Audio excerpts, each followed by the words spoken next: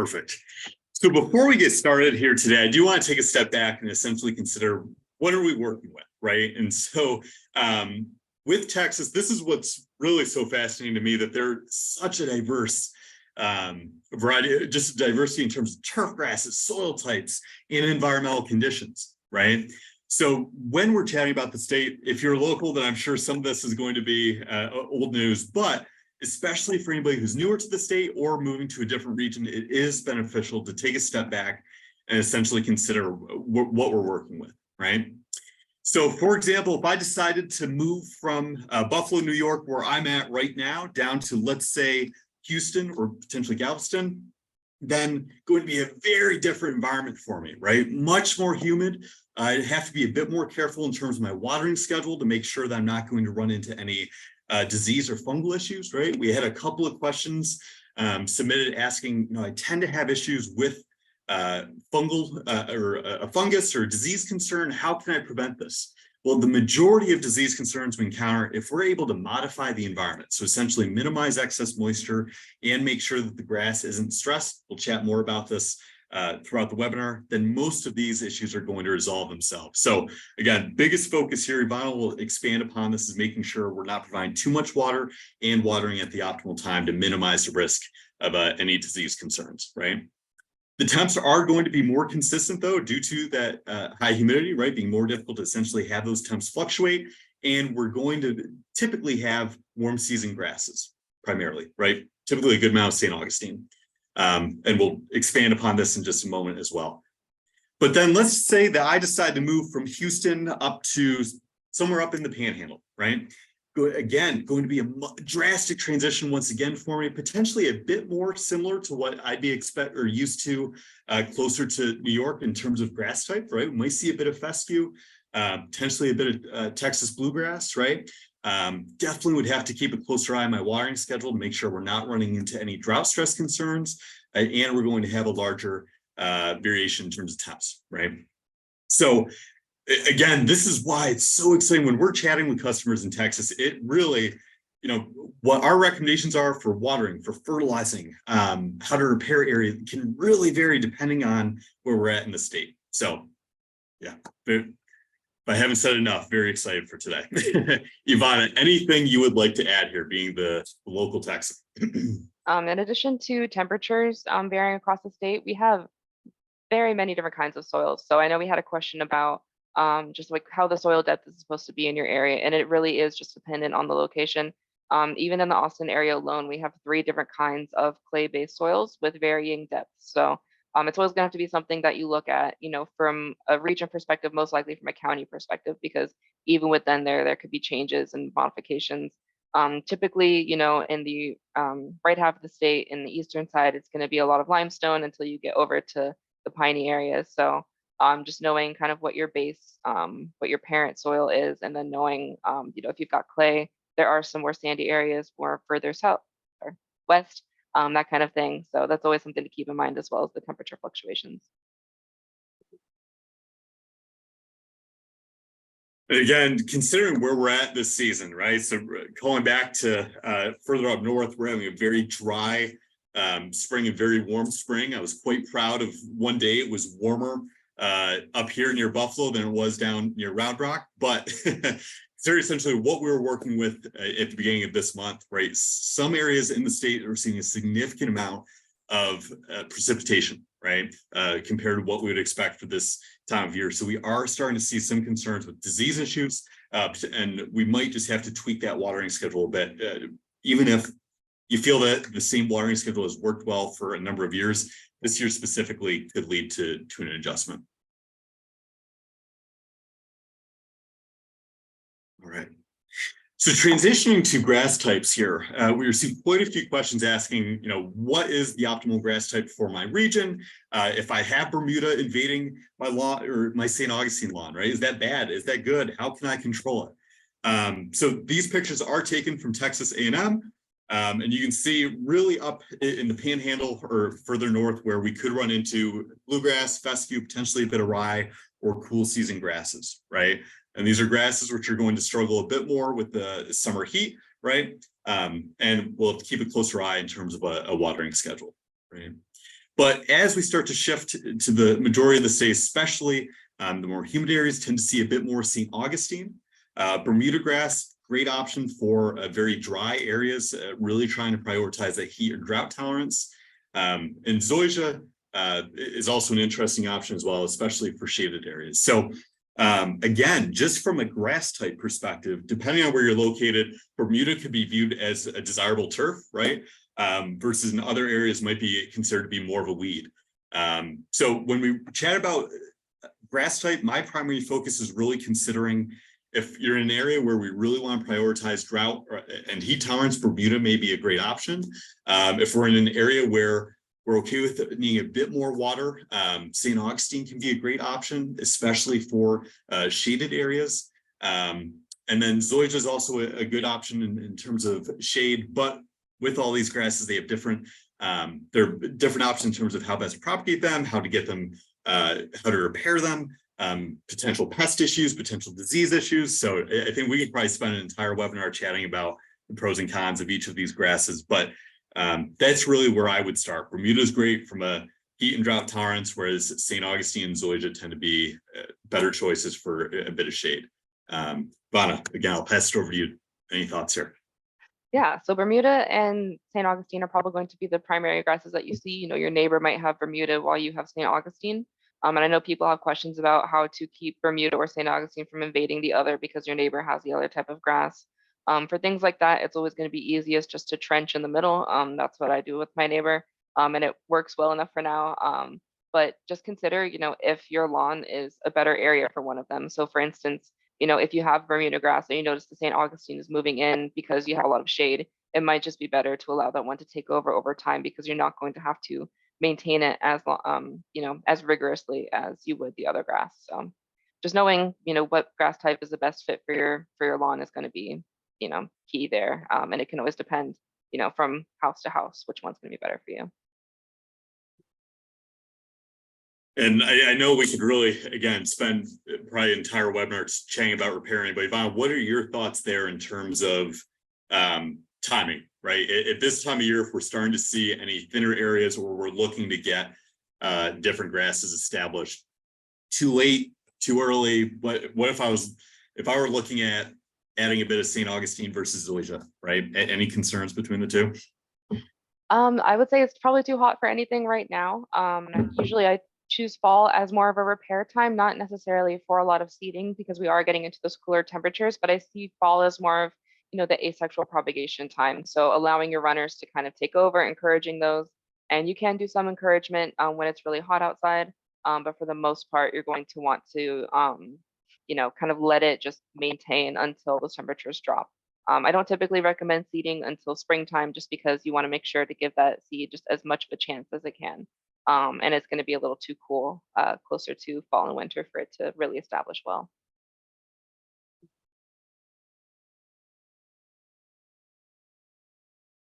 All right, it looks like we did have a couple of questions here. So suitable grass type for Houston with high sun exposure. Wow, what are your thoughts? I would say St. Augustine would be a good option for Houston, right? But definitely going to need a bit more water. Yeah, and it does depend on your soil too. If you notice that when you water, it dries out very quickly, Bermuda might just be a better option, even if it is humid outside. Just limiting the amount of water that it gets would be helpful for Bermuda. If you do a St. Augustine, you know, you just want to make sure that the soil is able to take up a lot of moisture. Since it is in a high sun area, you want to give it as much of a chance as possible. So that just means, you know, watering up to 3 times a week if temperatures are very high, making sure that you top dress because St. Augustine likes a good amount of organic matter. And that's something that we can cover later in a more preparing focused webinar. But basically, it just kind of depends on your watering practices and how well your soil responds to watering as well. All great questions. All right. Yeah, speaking of watering, here we go. So watering is going to be probably the most important practice for your lawn, even just for fertilizing in general. I think watering is going to be the one that you really want to nail down first. That's going to be the most important thing.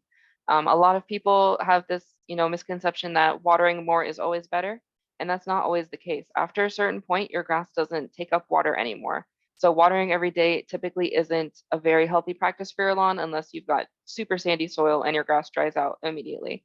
but typically we don't tend to see that. So I would say 2 times a week is going to be the best place to start. So 2 times a week, I would say maybe like Monday and Thursday or something like that, giving it a good break.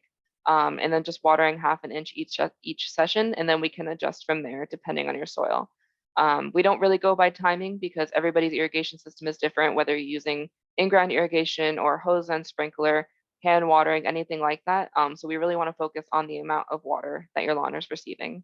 You can measure this with a tuna can or sprinkler gauges, anything like that. Just throw something out there, let your sprinklers go for as long as you think you need, and then measure it there. So again, about 1/2 inch of water per session, 2 sessions a week during the active growing season until we get above like 85. So right now it's supposed to get into the hundreds this week in my area. So I'm going to up the watering to 3 times a week if I think my lawn needs it.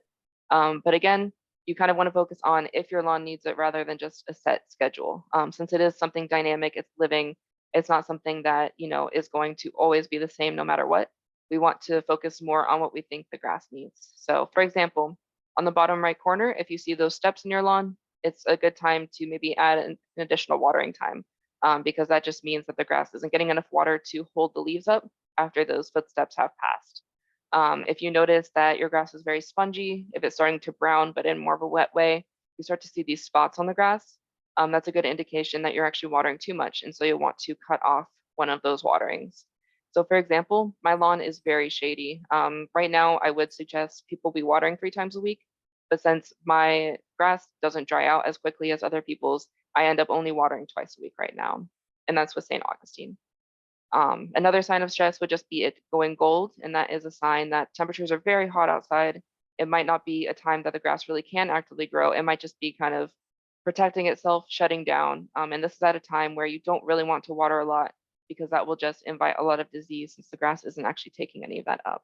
That would be a time where you only want to water 1/2 inch once a week, just as a maintenance perspective. And I know a lot of people try to prevent this dormancy from happening. You want that green lawn year round, but at a certain point, it is healthier for the grass just to go through that dormancy. Usually it's not very long. It'll be, 3 or 4 weeks at most, and then you can resume normal watering and allow it to actively grow again.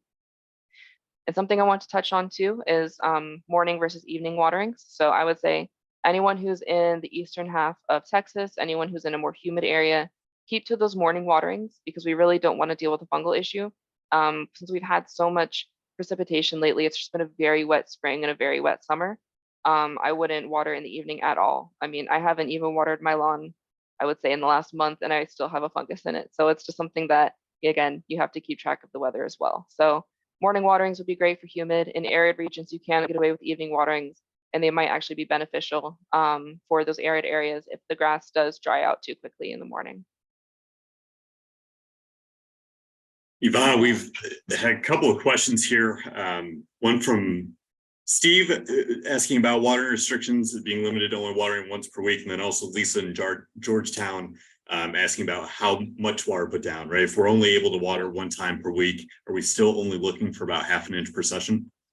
That's a great question. Actually, I live very close to Georgetown, so I'm glad you're here. So for watering once a week for those drought restrictions, I do go with 3/4 of an inch for if you have to water once a week.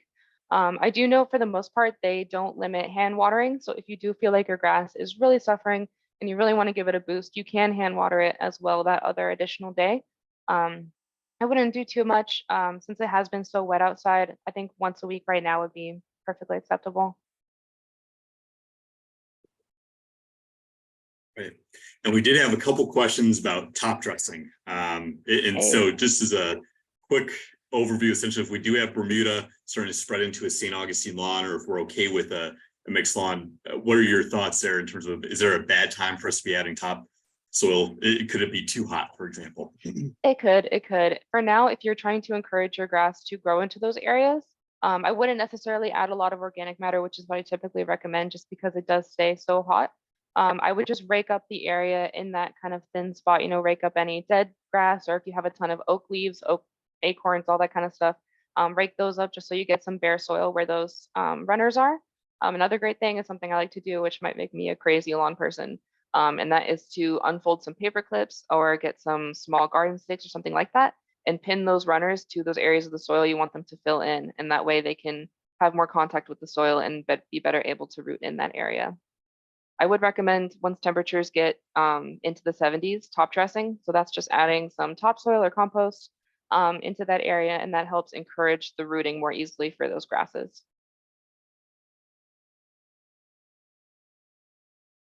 And I do see we have a question about best way to reduce the amount of weeds and encourage the growth of grass. I'm just going to go ahead and answer this one right now since we're here. So that would be, there's a few different things, and they're all just really good practices to use on your lawn anyway. One thing does pertain to mowing here, and that would be mowing your grass at the height it likes to be mowed, and I'll get into that in just a second. But in addition to that, bagging your clippings if you have a lot of flowering weeds in your lawn. Just making sure that we're removing any of those seeds, removing any way for them to propagate. You can compost those if you like, you could set them up for green waste, but just making sure you're getting those out of there. A lot of weeds like to get a lot of frequent watering. So you'll see a ton of different weeds in lawns where people start to water, every morning. So just making sure you follow a deep and frequent watering schedule as well will help, because the grass typically has deeper roots. It typically can handle these small drought periods more easily than a lot of weeds. This doesn't pertain as much to something like a spurge, but we'll get into that, I think, in the next slide. So for the most part, it's going to be mowing at the height your grass likes and watering deeply and infrequently as well. All right, so mowing. This is something that a lot of people don't really put a lot of time into. This is something, you drag your mower out, you mow, you throw it back in there, and you forget about it till next time. But there are things with mowing that we want to pay attention to. So for example, sharpening your mower blade. This is something you really only need to do once a season or so, but I like to call it out every time we talk about it because it's something a lot of people don't think about. But this will just ensure that your grass is staying healthy. It reduces the water loss of the grass. It'll reduce the all those brown tips you might see in a lot of lawns, the tearing that stresses the grass out. So just keeping your mower blades sharp and clean will ensure that your grass isn't getting any more undue stress than it needs, basically. So if you see down there on the right, that's a nicely cut lawn, very sharp mower blades. And then at the top, you can see it's kind of ripping and tearing, and that will lead to a lot of water loss and a lot easier for disease to make its way into the grass as well. You don't really need to mow the grass very often in summer if it's getting so hot that it's stunting the growth, but just know that you want to cut it. Sometimes it'll be once a week, sometimes it'll be every week and a half or so. For grasses like St. Augustine or zoysia, things like that, you do want to cut a little bit high. So cutting it at 2 to 3 inches, I even go up to 4 inches for St. Augustine, and that will just ensure that it, is the healthiest it can be. This helps crowd out a lot of weeds in these types of lawns. Things like that. It helps, retain water, retain nutrients, that kind of thing. For grasses like Bermuda, you'll want to cut it pretty short. So Bermuda can be down to 1 inch if you have a hybrid Bermuda. Sometimes you can get away with, 3/4 inch, even some people have seen 1/2 inch. So it just does depend on the type of grass you have, but it also helps with weed control. So for Bermuda, cutting it so short will not help the weeds grow because they'll be so short that they can't live. For St. Augustine zoysia, cutting it a little bit high will allow them to choke out the weeds as well. And we do have a note on grass cycling here. Grass cycling. And hey, Yvonne, I do want to stop you for just a second. Sorry. We had a question here from Steve asking if the slides should be advancing. So they should be. So would anybody please be able to confirm, are you able to see the mowing slide right now, or is it still showing the initial title slide?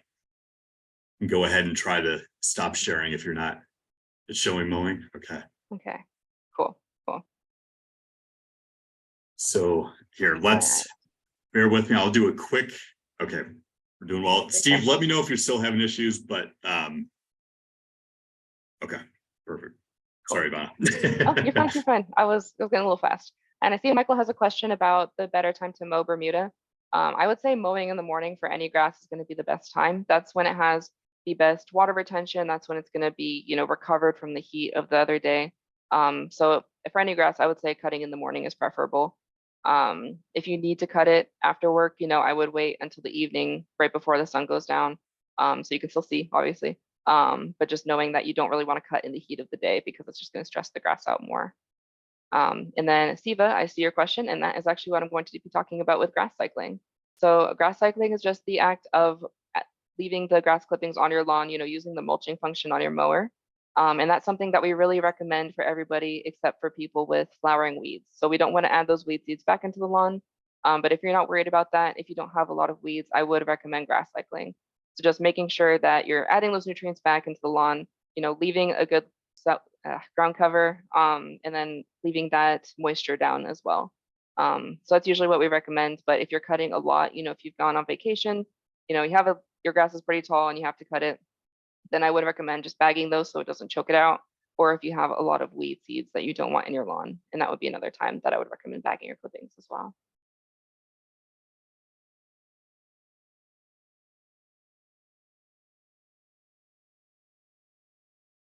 All right, I think Steve is still having issues with the slides. Do we want to refresh those really quick?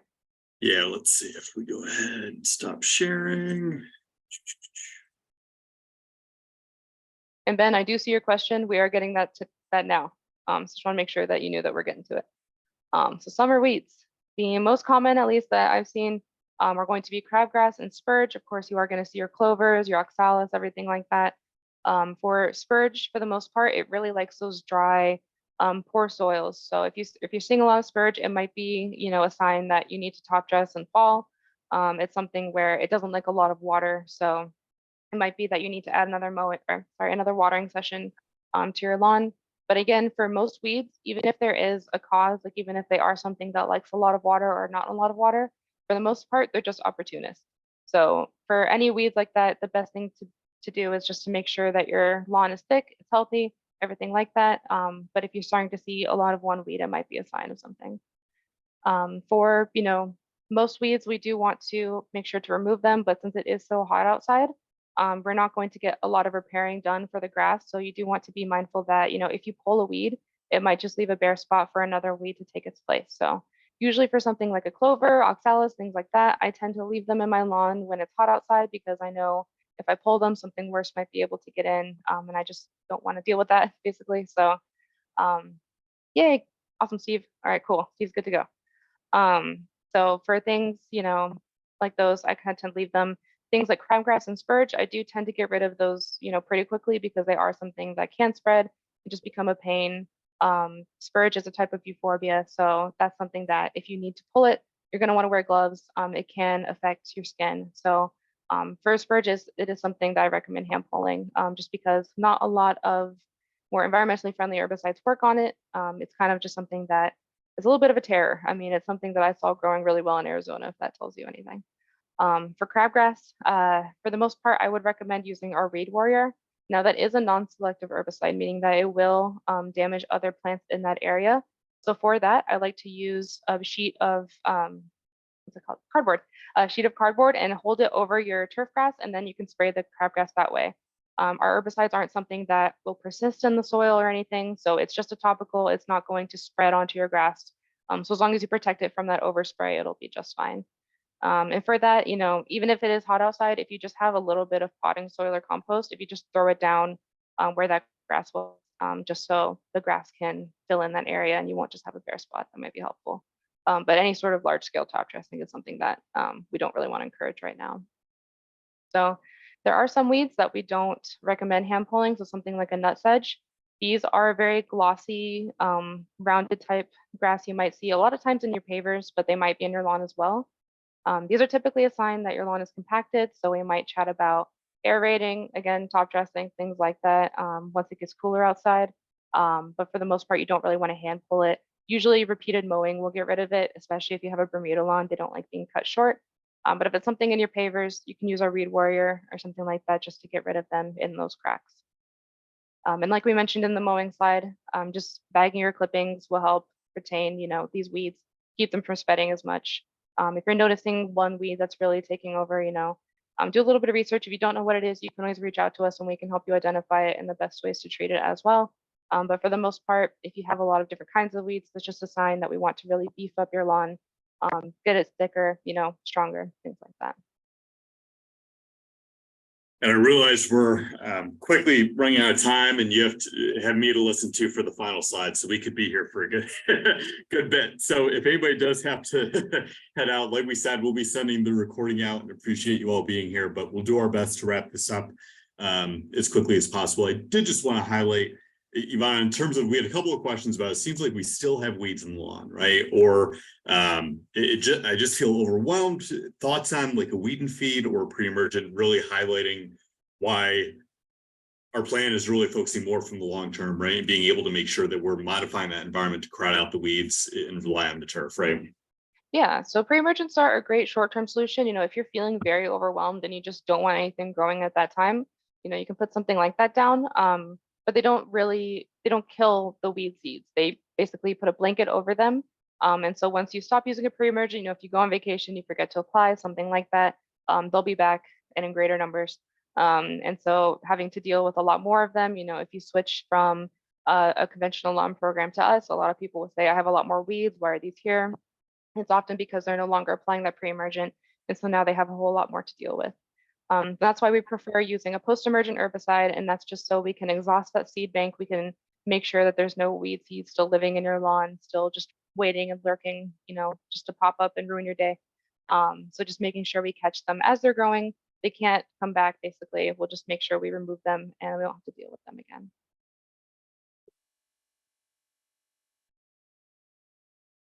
All right. And so closing out the webinar here today, we have our summer stressors page, right? So this is essentially a list of some of the factors or changes you may see despite best practices, right? So we did have a few customers submit questions as part of the registration process saying, hey, I've been following the plan. I feel like I still have patches, or I'm still seeing some weeds, or I feel like there's this one spot in my lawn which is still not reacting or responding to the plan. What can I do?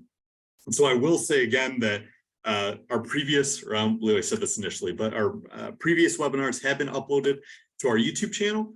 Strongly recommend checking out our order of operations webinar. That's a great webinar chatting about underlying soil factors we could consider, or whether to aerate, for example, and discussing more so from the repair perspective. But there's much more that we could chat about in more detail. So like we said again, please leave feedback if that's something that would interest you. I have these brown patches still, how do I move forward and how can I determine what's at play? But this will be a good starting point. So the first factor the first two factors I want to focus on here are heat and drought, right? So heat specifically being too hot for the grass, and drought more so from a precipitation standpoint. So we did receive a couple of questions asking, what do I do with the nutrient pouch applications during the summertime? Am I able to apply them if the grass is showing signs of stress? And this is a great question. So ideally, we're looking to apply the pouches when temps are between roughly 50 to 85 degrees or so. Now, realizing in the summertime, if that meant the daytime highs couldn't get above 85, we'd be limited for a good portion of the year, right? So the way that we can work around that is to look to apply those pouches in the early morning when it's a bit cooler. Now, I don't want to default to those temp conditions as the initial requirement, right? Because I first want to consider if the grass is stressed. So if you do feel that the grass, despite following these watering recommendations, the mowing recommendations that Ivana's provided, then what I want to do is essentially hold on to those pouches, evaluate what's occurring, and then we can follow up once the temps start to drop and the environment's conducive to that grass essentially bouncing back to apply those pouches, right? Ideally, we'd incorporate them at the listed times on your my plant page, but my second priority is essentially making sure we reach that desired nitrogen load for your lawn over the course of the season, right? So better late than never. So if you start to see changes within the lawn, potentially a bluish grayish hue, just almost going gold, as Ivana highlighted, good sign of drought stress. And so identifying if we want to consider the watering schedule, potentially audit your sprinkler system to make sure that this area is receiving the same amount of water as the rest of the lawn, or make that decision of, you know what, I'm going to allow it to enter that summer dormancy for a period of time here. And then once the temps start to drop, I'm going to pick back up with the plant. That's really what I would focus on here. But I would not default to applying a fertilizer application when you see a brown patch, right? Keep that in mind as we continue to chat through these. So second grouping here, if we start to see almost a squishy or spongy appearance of the lawn, could be a sign of a fungus. Like we said, if we're able to modify that environment to minimize excess moisture, or essentially watering the early morning rather than late at night, minimizing how long the lawn is staying wet for, making sure that we're not watering too much. If the soil is compacted, considering if we need to take into consideration the high clay content, And if we could discuss cycle soaking, essentially splitting up that watering into, Ivana, what are your thoughts? I feel like you have a great explanation. If we're going for a 30-minute watering, going like 10 minutes on, light, saturate, 10 minutes on, saturate. Yeah, so cycle soaking is something you do with compacted or clay-based soils where you'll start to get a lot of runoff if you're trying to water deeply. So usually you want to do very small increments because water can run off very quickly. So like Will mentioned, if you do 10 minutes, you want to make sure to have a good amount of time, 5 to 7 minutes where you're not watering, and then going back and forth that way, just to make sure that the soil is fully saturated. You're not getting a lot of runoff. If you run into a grass that's still not taking up water, that's when you would look at getting a surfactant. So something like our pet patch or something like that, where it will break up the surface tension of water and make it more easily penetrate your soil. And that way you can get some better water retention that way. Perfect. And then opposite desiccation, right? So if we're running into the other extreme in arid areas, again, taking note of the current environment, the conditions we're working through, and recognizing that we don't want to default to a fertilizer application, right? The third grouping of factors I would consider here are turfgrass pests. So depending on your grass type, chinch bugs could be a popular pest, sod webworms, especially if there's a flood event. Grubs are a nuisance as well. So really what I would default to with pest pressures, if you start to see areas develop that are starting to turn yellow, right? They don't really correlate with some of the other stressors we'd expect. Can sometimes have a culminating effect, but it tends to be in somewhat abnormal areas. Then I would start to see if the grass is still well rooted. So essentially pull on that grass or tug on it, and if it comes right up, it's a sign that we could be dealing with a pest. We could discuss a flush test or a pitfall test. I know Ivana is going to be sending out an article in the email discussing these tests to see if there are any other turfgrass pests, but that's where we'd essentially start. Our number one defense when trying to prevent these pests is maintaining a healthy lawn, right? Making sure we maintain a thick grass, especially for June bugs, for example, right? They tend to lay their eggs in sparse areas of grass. So if we're able to maintain that thick turf, then we should be able to minimize pest pressure. Again, though, we would not default to a fertilizer application when we start to see the brown, right? That would, in most situations, exacerbate the underlying stressor, right? And then also consider in terms of lawn activity, slip and slides, great summer activity, but can be quite stressful on the grass. So if we leave the slip and slide on the ground for an extended period of time, that plastic is going to burn the grass, right? So we just want to be mindful of that. And we can essentially follow a bit more of a deep watering schedule, right? Just make sure we help that area bounce back, essentially. Trampolines, great object as well to keep an eye out for that shade. If it's too much shade, even with a more shade tolerant grass like a St. Augustine, still a warm season grass, right? So we just want to be mindful of how much shade there is. But if it's also the grass under the trampoline seems to be doing best, could be a sign that we need to keep an eye on the watering schedule, right?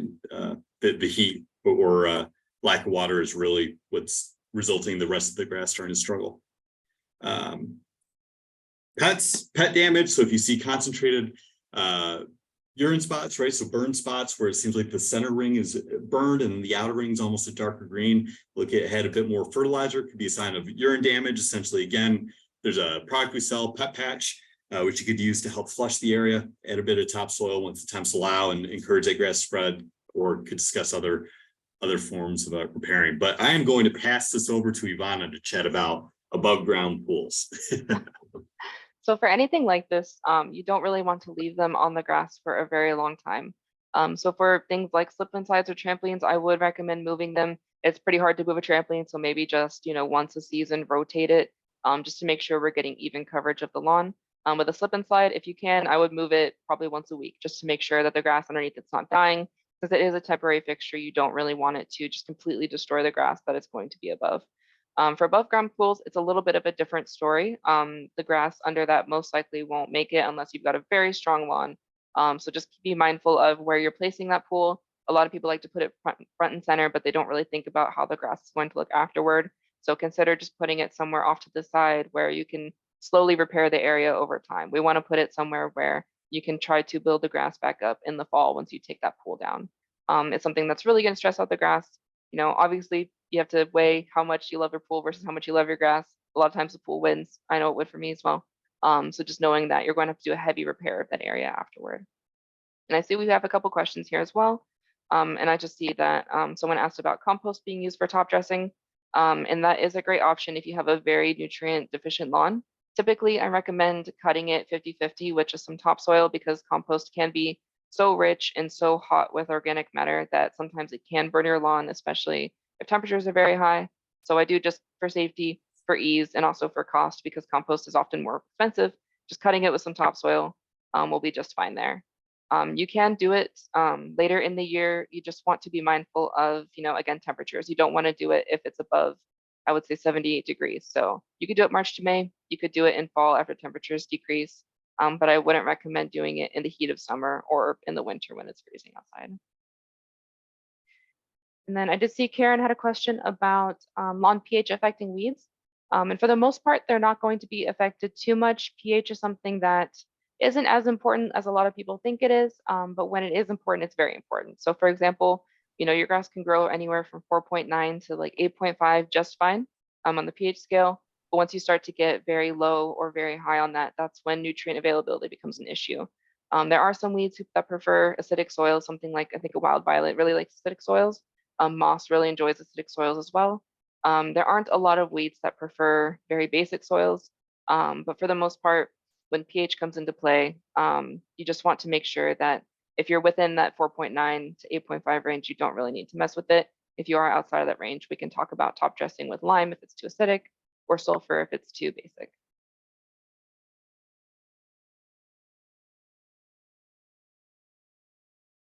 All right. Well, thank you, everyone. Please feel free, if there are any lingering questions, happy to stay for a couple minutes, but otherwise, it's been an absolute pleasure to be able to chat with you all.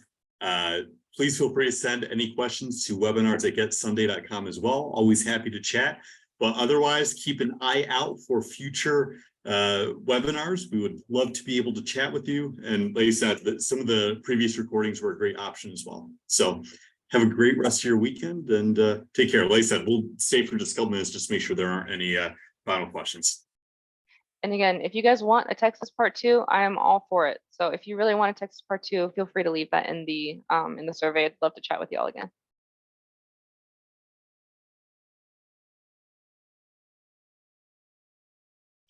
All right.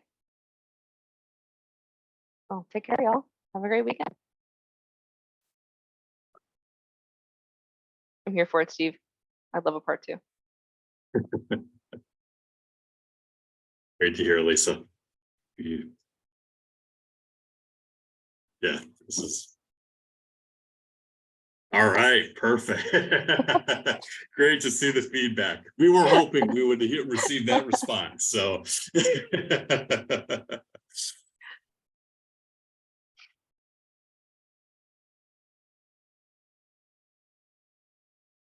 Cool. Well, I think that's it from everybody. Again, hope you have a great weekend. See y'all next time. all right. Take care, everyone. Bye-bye.